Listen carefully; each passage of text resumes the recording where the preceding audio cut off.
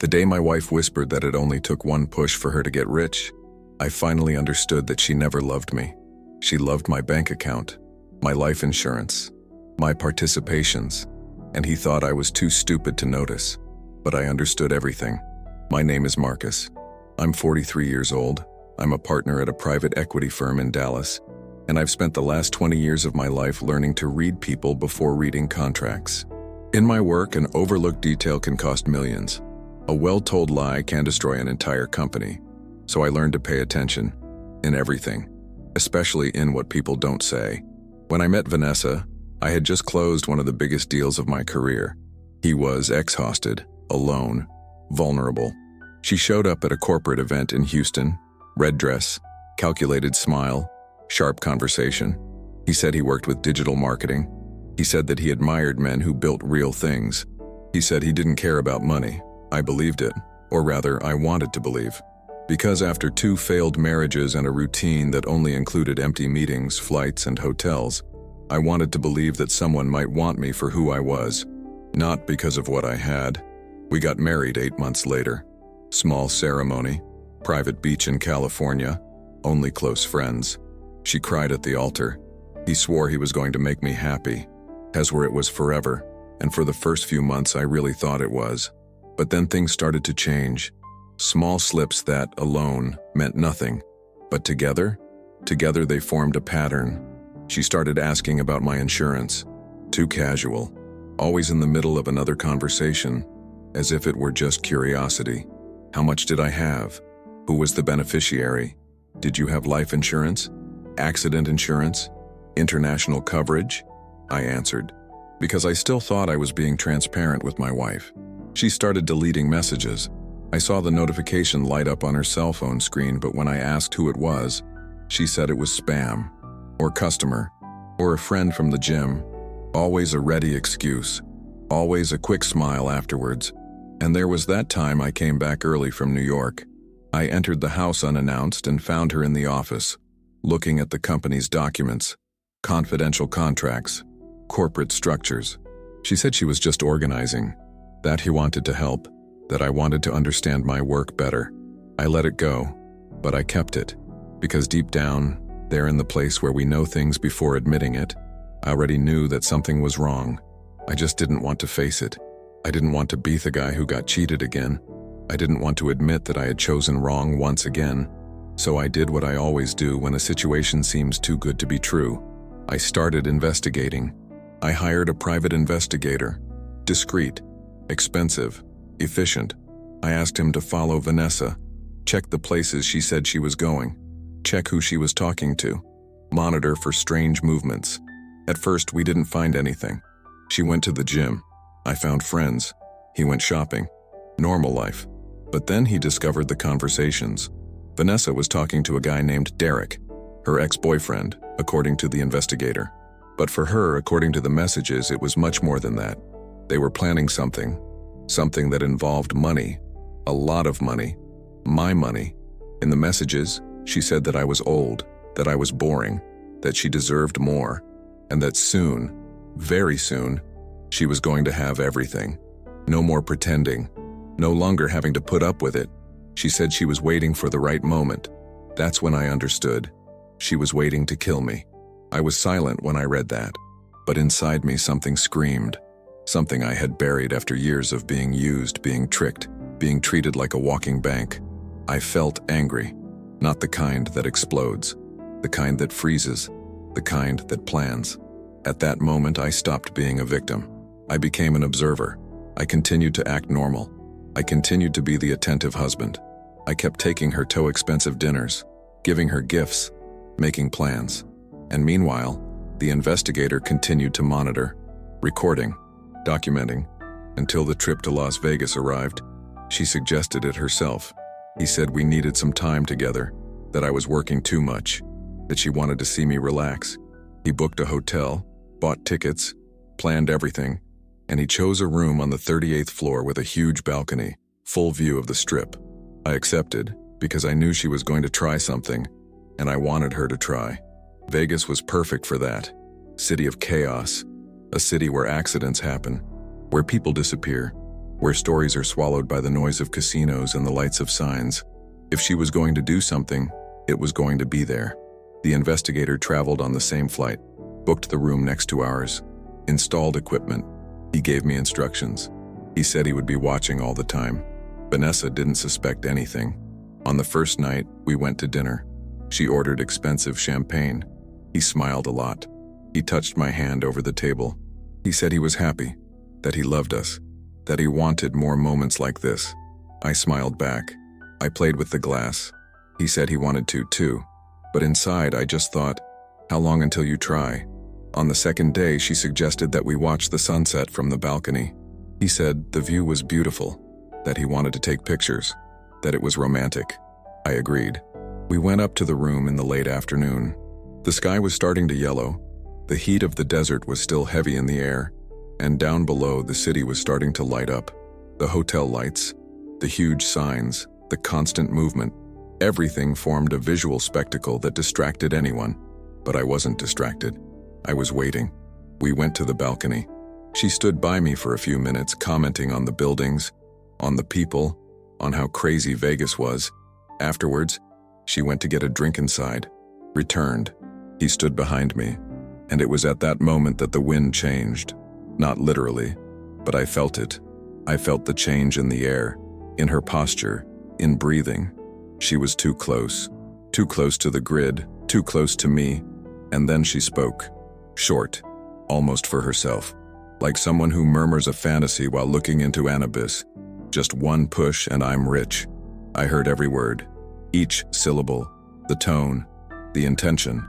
It was no joke. It was not a random comment. It was a rehearsal. It was calculation. It was the thought out loud of someone who had already decided. My whole body froze, not out of fear. Confirmation. She was really going to try. There, at that moment, 38 stories above the ground, with the whole city as an invisible witness. She took a step forward. I felt the closeness. Her hand brushed my back. Lightweight, testing, calculating, and that's when I turned. Slowly, I looked her straight in the eye, and he said in the calmest voice I have ever used in my life, "Funny, because whoever is filming behind you disagrees with that." Her face dismounted. It wasn't just a surprise. It was total collapse. Her eyes widened, his mouth opened, his hands trembled. She turned back, searching, desperate, trying to understand. And that's when she saw it. On the next balcony, partially hidden by the partition wall, was the investigator, camera in hand, lens pointed directly at us, recording everything, every move, every word, every second. She looked at me again, and for the first time since we met, Vanessa didn't have a mask. There was no rehearsed answer. I had no excuse ready. There was only panic. "Marcus, I was kidding. I didn't answer. I never would. You know I love you." I remained silent, just looking, letting the weight of what she had done sink into her, letting her realize that there was no way out. "Please, you don't understand. It was just a stupid joke." That's when I said it again. "A stupid joke you've been planning for 3 months with Derek. Who did you say you'd soon have it all with? No longer having to pretend." She turned pale. Her body swayed. She held onto the fence so she wouldn't fall. Were you investigating me?" I learned not to trust those who lie too well. She began to cry. It wasn't real crying.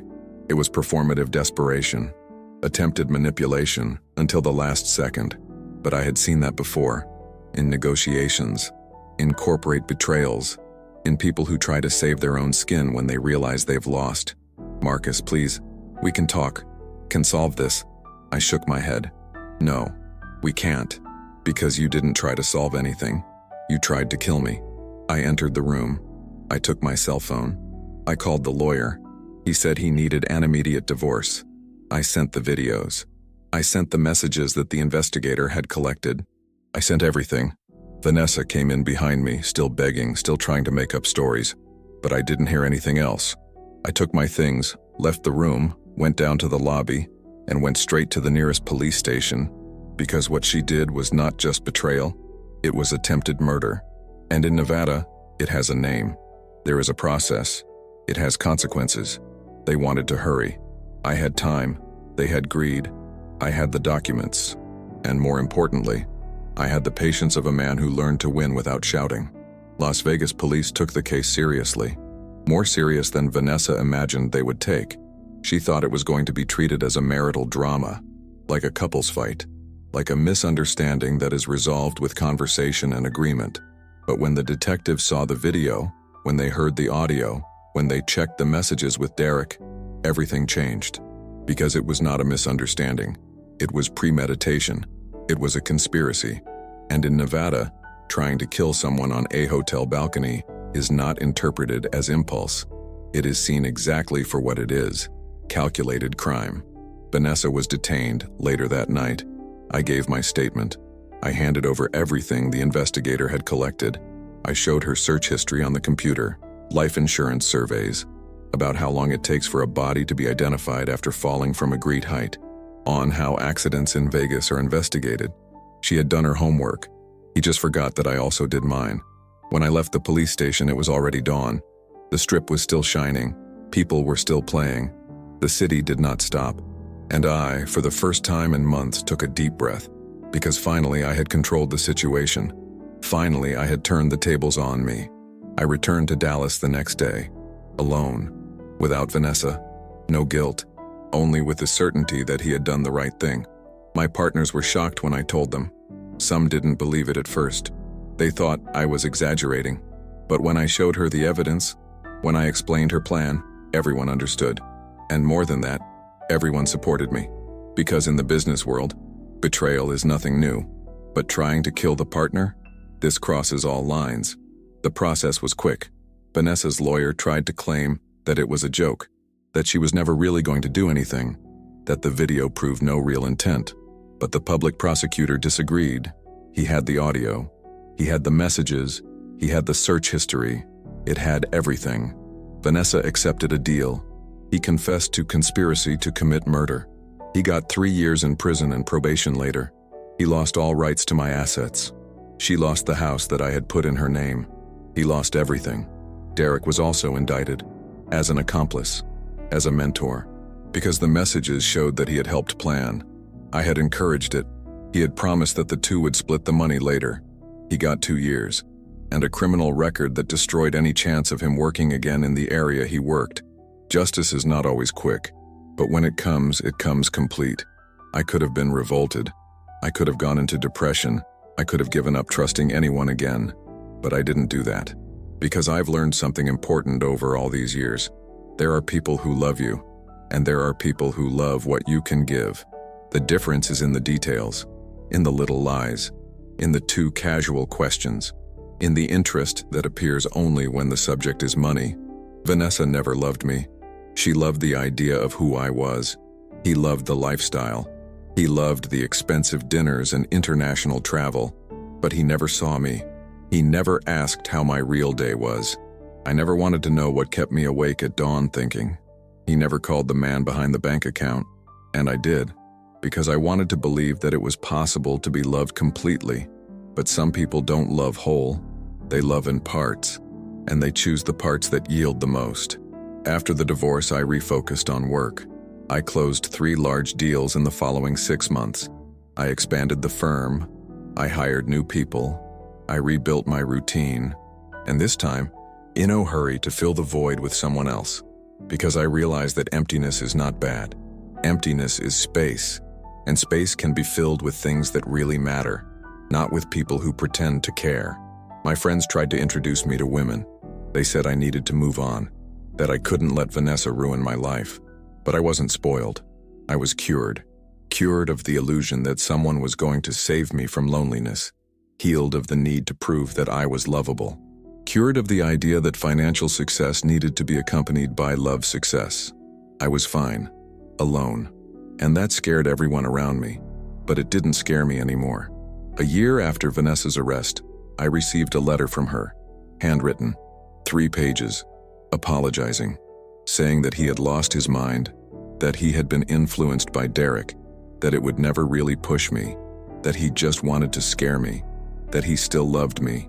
I read the entire letter, and then I tore it up, because an excuse without change is manipulation, and Vanessa was a master at manipulating. Life went on. I continued, and I learned to pay attention not only to the contracts assigned, but to the people I let into my life. I learned that trust is not given, it is built, brick by brick, action by action. And when someone breaks this construction, there is no point in trying to glue the pieces together. It's better to start over from scratch, with someone else, or alone. 2 years later, I met Vanessa by chance. She had served her sentence, was on probation, working in a beauty salon in Fort Worth. Skinny, tired, without the brilliance he pretended to have when he met me. She saw me. He lowered his head. He did not greet. He did not try to talk. He just kept walking, and I followed too, because I didn't feel angry. I didn't feel sorry. I didn't feel anything. She had become irrelevant. A story I told when they wanted to know why I was so careful with relationships. Nothing more than that. Today, when I look back, I see that that night in Vegas was the best thing that could have happened. Not because I almost died, but because I finally woke up. I woke up to the reality that beauty seduces but character sustains. From which words lie, beaut actions deliver. That real love doesn't ask about life insurance. He does not plan his death. He doesn't whisper about shoving on balconies. Real love holds you back. It doesn't push you, and I deserve to be held, not pushed. There are people who think I was cold, that I should have given it a second chance, that everyone makes mistakes. But trying to kill someone is no mistake, it's choice, and Vanessa chose. She chose greed. He chose money. He chose the plan. And when the plan failed, he chose the lie. I just chose not to die. And living without it was the best decision I made after hiring that investigator. Because he not only saved my life, he gave me back my dignity. It showed me that I wasn't crazy, that my instincts were right, that feeling that something was wrong was not paranoia. It was perception. And perception, in the end, is worth more than any signed contract. Today, I am more careful, more attentive, slower to trust. But I'm not bitter. I didn't give up on people, I just learned to choose better, to read better, to wait longer before giving everything away. Because I am a private equity partner, I know how to analyze risk. I know how to wait for the right moment. I know when to invest and when to leave. And relationship, in the end, is the biggest investment we make. Time investment, trustworthy, of vulnerability. And when you invest wrong, you lose more than money. Lose pieces of who you are. Vanessa almost made me lose everything. My life, my peace, my ability to trust. But I didn't let him, because I realized it in time. And I reacted before it was too late. Sometimes the best answer is written in a notary's office. Sometimes it is recorded on video. Sometimes it's just having the courage to turn around, look the person in the eye, and say, I know what you've done, and I won't let you win. My revenge was not to fight. It was letting her lose alone. He went to gather evidence. It was waiting for the right moment. It was letting justice do its job. No screaming, no scandal, no public drama, just documentation. Only evidence, only truth. And the truth, in the end, always knocks down those who lie. Fooling a man is easy. It is difficult to beat a man who has woken up, that he noticed, who decided he deserved more, who chose not to be a victim, who became an observer, that gathered evidence, who waited for the right moment, who returned the blow without having to get his hands dirty. Vanessa thought I was just a rich and distracted husband. He thought I didn't pay attention. He thought I was too busy to notice the signs. He thought he could manipulate me, use me, and then discard me. But she forgot one thing. I didn't get where I got by being distracted. I arrived paying attention, reading between the lines, checking numbers, checking sources, suspicious of proposals that are too good, and acting fast when the threat is confirmed. She underestimated the wrong man, and he paid for it. Today, when I look at that balcony in Las Vegas, I don't see the place where I almost died. I see the place where I was reborn, where I stopped being naive, where I learned that protecting one's own life is not paranoia, it's responsibility. And if one day I marry again, it will be with someone who never, even jokingly, whispers about pushing me from nowhere. It will be with someone who will hold me, pull me closer, that wants me alive. Not rich, not dead. I only live. Because in the end, that's what separates love from interest. Love wants you breathing. Interest wants you buried. And I choose to breathe. every day, for many years to come. If it were you, would you have turned before the push or waited for it to fall to prove you right?